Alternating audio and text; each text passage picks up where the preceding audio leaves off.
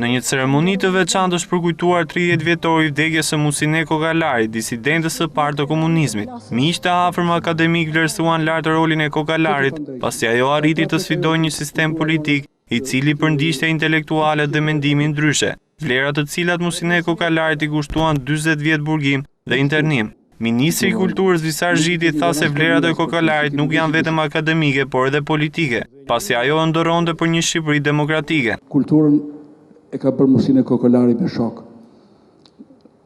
Ajo vjen nga Gjirokastra që do të thosha është grua e dënuar, grua e futur në burg, është, domethënë, krimisht shumë herë, shumë fish më i rënd të futur është një grua në burg, pas një faj, pse është poete, pse është shkrimtare, pse është shkencëtare, pse ditë të themeloj parti, se ditë mendoj ndryshe.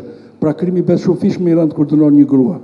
Të pranishëm në ceremoni të afërmit e Kokalarit, shprehen se ajo në fundin e jetës merak kishte Shqipërinë. Edhe në momentet e fundit të jetës, mendonte për vendin. Ajo shkruan: "Më vjen keq që të vdes. Jo se dua të jetoj, mbasi kam vujtur aq e shumë dhe mbi të gjitha katastrofën që shikoj vendin tim të vogël në një gjendje tragjike. Dua të jetoj, të mos shkoj përpara atyre që e krijuan atë gjendje, që ka hyrë në një fazë të ndërlikuar, por dhe çuditërisht të mjegulluar."